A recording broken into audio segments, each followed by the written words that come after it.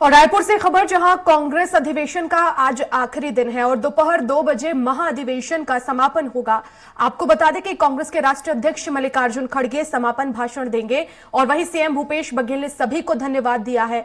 और आपको बता दें कि कांग्रेस के राष्ट्रीय महाअधिवेशन का तीसरा और आखिरी दिन है आज। सभी प्रस्तावों पर चर्चा की जा रही है। सोशल जस्टिस, किसान, खेत मजदूर और युवाओं के उत्थान से जुड़े प्रस्ताव पर भी मंथन होगा।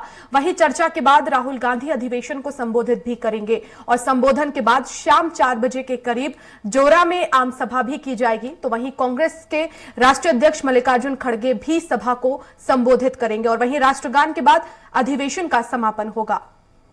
हमारे साथ सीएम भूपेश बघेल जी, उनसे बातचीत कर रहे हैं। सर, ऐतिहासिक अधिवेशन हुआ, उसके लिए मैं सबको बधाई दूंगा, सभी आयोजक साथियों को पता होता है। सर, ये थे हमारे साथ सीएम भूपेश बघेल, जो अधिवेशन को लेकर यहाँ पर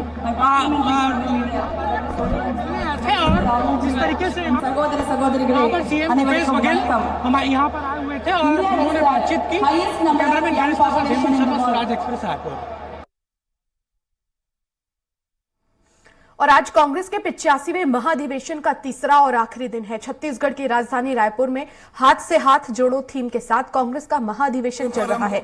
इसमें 3 प्रस्तावों पर चर्चा हो रही है, जिसमें कृषि और किसान कल्याण, सामाजिक न्याय और अधिकारिता, युवा शिक्षा और रोजगार के प्रस्ताव शामिल है। राहुल गांधी के भारत जोड़ो यात्रा के बाद हो रहे इस अधिवेशन से कांग्रेस के तमाम नेता उत्साहित हैं।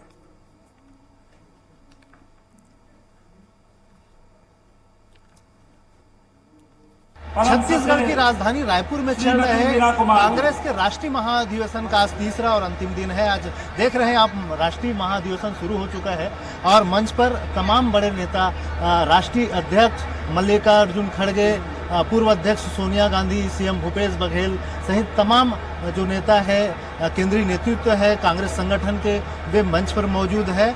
और जो एआईसीसी के तमाम जो डेलीगेट्स हैं वो, और इसके अलावा पीसीसी के जो डेलीगेट्स हैं वो यहाँ आ चुके हैं और तमाम डेलीगेट्स यहाँ बैठे हुए हैं। और देख सकते हैं आज तीसरे दिन है और तमाम डेलीगेट्स यहाँ मौजूद है। हम इनसे और इसको लेकर उत्साह भी है। हमारे साथ सत्यनारायण शर्मा जी है। आज तीसरा दिन है कांग्रेस अधिवेशन का छत्तीसगढ़ में हो रहा है। क्या चीज है, क्या निकल के सामने? कांग्रेस की ताकत आज दिखाई दे रही है। देश और दुनिया के लोग आज कांग्रेस की ताकत की सराहना कर रहे हैं। आदरणीय खड़गे जी, सोनिया जी, राहुल जी, प्रियंका जी का जो इस वक्त जो आप देख रहे हैं कि जो उनका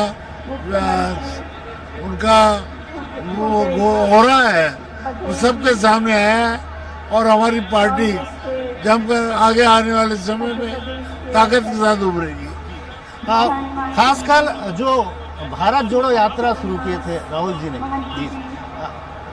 भारत जोड़ो यात्रा शुरू किए थे राहुल जी ने, उसका जो ये महाधिवेशन में एक उत्साह दिख रहे हैं। और जो आज जिन चीजों का चर्चा होना है, कृषि किसान मुद्दे को लेकर, युवाओं को लेकर, तो क्या निकल के सामने आएगा, क्या नया ताबीर खींचेंगे?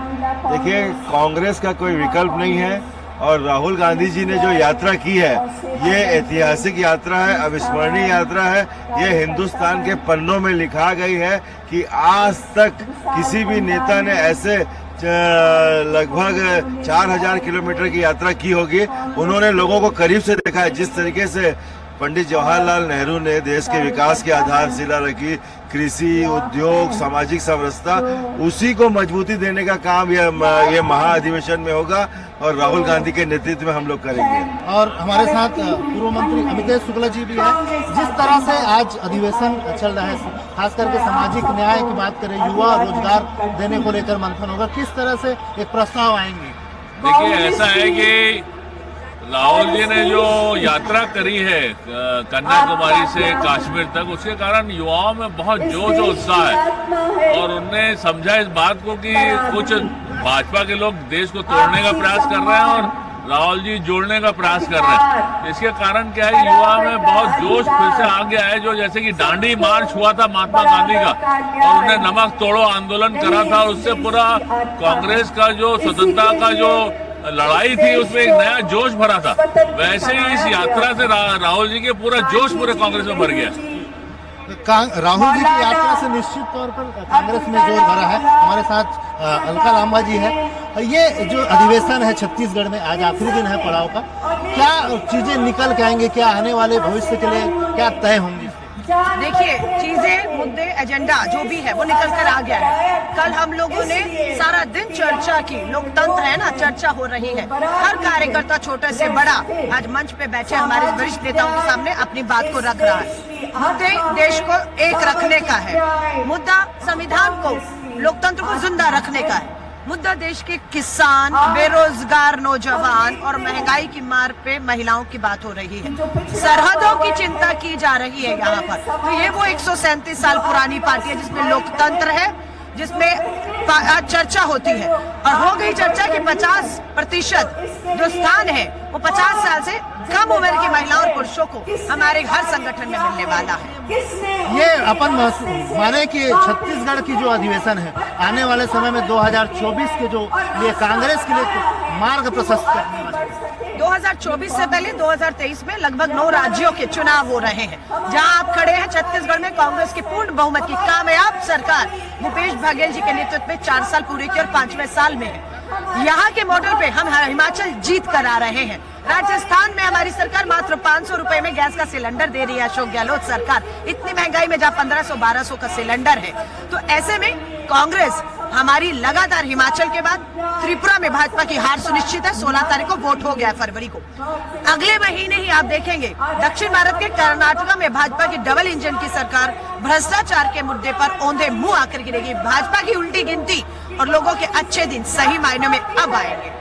तो ये देख सकते हैं कितनी उत्साह है कांग्रेस के जो तमाम बड़े नेताओं में, उनमें काफी उत्साह है। और ये इनके दावा है कि अगले जो इस साल जो जितने चुनाव होने हैं राज्यों के, चाहे कर्नाटक की बात करें, मध्य प्रदेश की बात करें, राजस्थान की बात करें, सभी जगह पर कांग्रेस का प्रदर्शन अच्छा रहेगा। साथ ही साथ 2024 के लिए भी एक खाका खींच रहा है, एक मापदंड खींच रहा है। जो भारत जोड़ो यात्रा के माध्यम से राहुल गांधी ने जो ताबीर खींची है, वो कहीं ना कहीं ऐतिहासिक होगी। इस तरह के ऊर्जा से लबरेज होकर यहाँ से कांग्रेस के जो तमाम कार्यकर्ता जाएंगे। राज एक्सप्रेस के लिए रायपुर से दिलीप साहू।